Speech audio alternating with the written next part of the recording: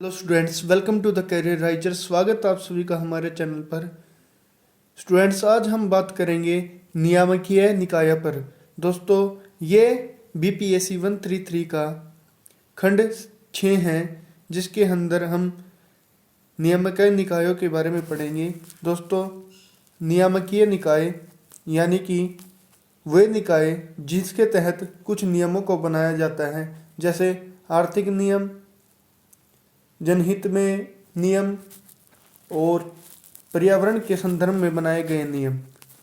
दोस्तों, इस चैप्टर में हम जानेंगे नियमन की प्रकृति, भारत में नियामक आयोग, भारतीय दूरसंचार नियामक प्राधिकरण, पेंशन निधि नियामक और विकास प्राधिकरण, भारत का खाद्य सुरक्षा व मानक प्राधिकरण, समस्या क्षेत्र और संदर्भ। दोस्तों, इस चैप्टर से पढ़ने के उद्देश्य हैं विनियमन की अवधारणा को समझ सकेंगे, भारत में विभिन्न नियामक प्राधिकरणों पर चर्चा कर सकेंगे, समस्या क्षेत्रों पर विस्तृत जानकारी दे सकेंगे। दोस्तों, जैसा कि प्रस्तावना में दिया गया है, स्वतंत्रता के आगमन ने भारत के सामाजिक और आर्थिक ढांचे में राष्ट्रीय पुनर्निर्माण, सामाजिक न्याय और आर्थिक विकास के प्रमुख उद्देश्यों के साथ कई बदलाव देखे। इसके कारण नीति निर्माण, प्रबंधन और नियम बनाना सरकार का मुख्य दायित्व बन गया। यानी कि स्वतंत्रता के पहले तक देश में किसी भी प्रकार के सामाजिक और आर्थिक ढांचे के अंतर्गत कोई भी नियम नहीं थे। जो भी कुछ था सभी ब्रिटिश कालीन नीतियाँ थी, जो कि उनके स्वयं के फायदे के लिए थी, ना कि राष्ट्र निर्माण के लिए। लेकिन दोस्तों, जैसे स्वतंत्रता प्राप्त हुई उसके बाद सरकार के सामने न्याय और आर्थिक विकास के प्रमुख उद्देश्य खड़े हो गए थे, जिसके लिए सरकार के पास नीति बनाने के लिए और निर्माण और प्रबंधन के लिए नियम बनाना सरकार का मुख्य दायित्व बन गया था। वर्तमान में हम अर्थव्यवस्था के लगभग सभी क्षेत्रों में सार्वजनिक निजी साझेदारी को देखते हैं, यानी कि पब्लिक प्राइवेट पार्टनरशिप को देखते हैं। पीपीपी का मॉडल भी बोलते हैं जिसे। इसका कारण मुख्यतः वित्तीय व कुशल मानव संसाधन की आवश्यकता है, यानी कि इसके अंदर पैसे और कुशल श्रमिक या मानव संसाधन की आवश्यकता को पूरा करना है। यानी कि पैसे और लेबर फोर्स के साथ ही हम किसी कार्य को पूरा कर सकते हैं। साथ ही सार्वजनिक क्षेत्र में प्रौद्योगिकी में होने वाले निरंतर प्रगति का भी उपयोग कर सकता है। यानी कि जो प्राइवेट सेक्टर होता है या पब्लिक सेक्टर होता है, वो यानी कि प्राइवेट सेक्टर पब्लिक सेक्टर के अंदर निरंतर टेक्नोलॉजी में होने वाली प्रक्रिया के बदलाव के भी उपयोग कर सकता है। यानी कि बदलती हुई टेक्नोलॉजी के साथ नए उपयोग कर कर देश की प्रगति में अपना योगदान दे सकते हैं। अब सरकार को नागरिकों को एक विकल्प अनुकूल बाजार प्रदान करना था और प्रदान की जा रही सेवाओं के प्रदर्शन में गुणवत्ता को प्रभावी ढंग से विनियमित करने के लिए अनेक सुधार भी लाने थे। यानी कि जैसे जैसे बाजार बड़ा हो रहा था या बाजार में अन्य विकल्प बढ़ रहे थे, इसके साथ साथ सरकार को इनके अंदर गुणवत्ता और इनके नियमों को प्रभावी ढंग से लागू करना था। इसलिए कि गुणवत्ता किसी भी चीज़ की बनी रहे या सेवा पूरी तरह से नागरिकों को प्रदान होती रहे या सही रूप से प्रदान होती रहे, जिसमें कि किसी भी प्रकार की कोई गड़बड़ी ना हो। इसके लिए गुणवत्ता और प्रभावी ढंग से विनियमित करने के लिए अनेक सुधारों की जरूरत थी। आगामी अनुभाग भारत में नियामक आयोग के बारे में व्याख्या करेगा, साथ ही 3 नियामक आयोगों पर भी चर्चा होगी।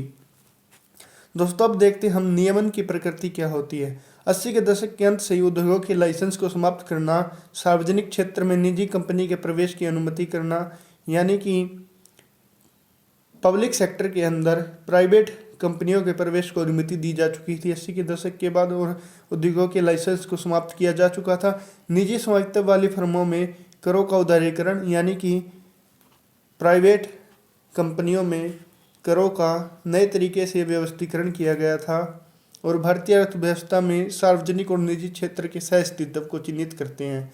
यानी कि इस तरीके से भारतीय अर्थव्यवस्था के अंदर पब्लिक प्राइवेट पार्टनरशिप को एक सह अस्तित्व यानी कि अस्तित्व में लेकर आने का कार्यक्रम रखा गया।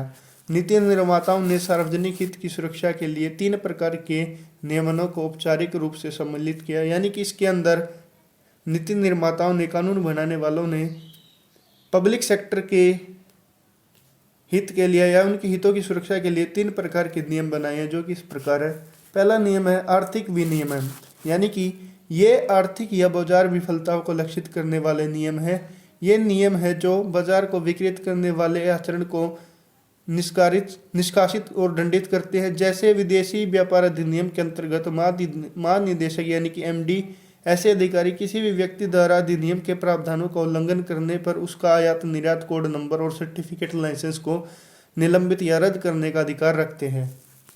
दूसरा, जनहित में विनियमन, यानी कि ये नियम उन उद्योगों को लागू होते हैं जो जहां जनहित सुविधाओं के लिए निर्धारित मानदंडों को पूरा किया जाना होता है। ये मानदंड सार्वजनिक हितों से जुड़े होते हैं और इनको सुनिश्चित भी करते हैं, जैसे समुदायों को पीने के पानी का निःशुल्क वितरण, किसानों को कृषि के लिए निःशुल्क बिजली, बच्चों व वयस्कों के लिए शिक्षा, समुदाय के लिए निःशुल्क स्वास्थ्य तथा एक वहन करने योग्य कीमत तथा पारदर्शी सार्वजनिक वितरण प्रणाली, यानी कि उन लोगों के लिए जो बुनियादी चीज़ें हैं जैसे शिक्षा, स्वास्थ्य और किसानों के लिए बिजली और वयस्कों और बच्चों के लिए शिक्षा, समुदाय के लिए निःशुल्क स्वास्थ्य और वहन करने योग्य कीमत, यानी कि जिसे वे वहन कर सके या जिस कीमत को वो चुकाने में सक्षम हो, ऐसी कीमत रखी जाए, यानी कि ये पारदर्शी सामाजिक वितरण प्रणाली कहलाती है।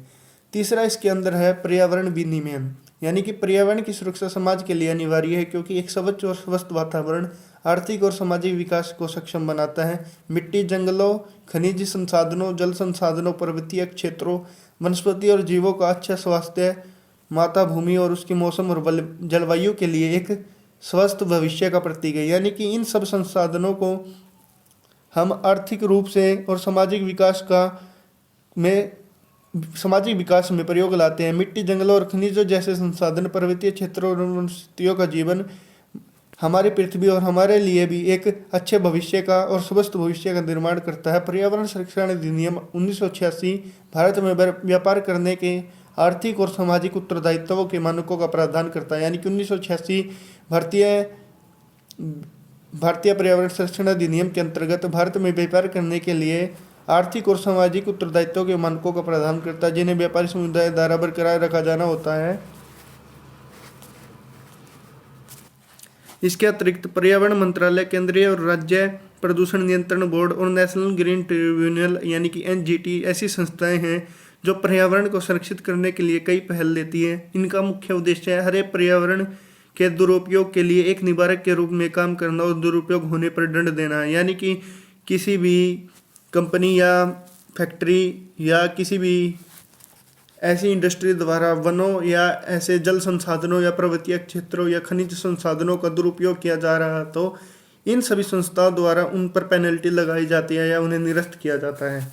दोस्तों, अगला पॉइंट हमारा भारत में नियामक उद्योग यानी कि नियमन अवधारणा क्या है। उदारीकरण, निजीकरण और वैश्वीकरण के आने के साथ नई आर्थिक नीति ने निजी कंपनियों व अंतर्राष्ट्रीय और बहुराष्ट्रीय कंपनियों को सार्वजनिक क्षेत्र में प्रवेश दे दिया। यानी कि उदारीकरण और निजीकरण और ग्लोबलाइजेशन के आने के बाद नई आर्थिक नीति ने इन कंपनियों को पब्लिक सेक्टर के अंदर प्रवेश दे दिया। दूरसंचार की उपलब्धता, बिजली आपूर्ति, पेंशन के वितरण, खाद में सब्सिडी, राजमार्गों और टोल मार्गों के निर्माण और अन्य ऐसे क्षेत्र में निजी खिलाड़ियों को निवेश करने का अवसर मिला। यानी कि आप देखते होंगे कि सड़क निर्माण के क्षेत्र में भी प्राइवेट कंपनियां अपना हाथ आजमा रही है, जिसके बाद सड़क निर्माण के बाद वे टोल लगाकर अपने पैसे पूरे करती हैं। जिस प्रकार आप देख सकते हैं कि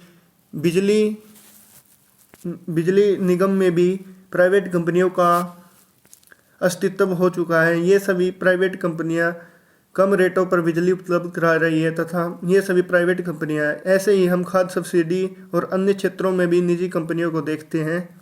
सार्वजनिक निजी साझेदारी यानी कि पब्लिक प्राइवेट पार्टनरशिप दो प्रारूपों से संचालित या प्रचलित थी। पहला, जिसके अंतर्गत निर्माण स्वायत्त संचालन, यानी कि पहले कंपनी द्वारा निर्माण किया जाएगा, फिर स्वामित्व किया जाएगा यानी कि उसका ही अधिकार रहेगा, या फिर उसके द्वारा ही उसका संचालन किया जाएगा। और दूसरे के अंतर्गत स्वामित्व संचालन या हस्तांतरण, यानी कि पहले कंपनी का स्वामित्व रहेगा, फिर वे उसका संचालन करेंगी, उसके बाद वे गवर्नमेंट को उसका हस्तांतरण कर देगी। यानी कि किसी भी योजना के निर्माण में पहले कंपनी के अंडर उसका स्वामित्व रहेगा यानी कि मालिक रहेगी उसकी, फिर उसका संचालन भी कंपनी के द्वारा किया जाएगा जब तक कि उसका पैसा पूरा नहीं हो जाता। पैसा पूरा होने के बाद उसका हस्तांतरण सरकार या गवर्नमेंट को कर दिया जाता है।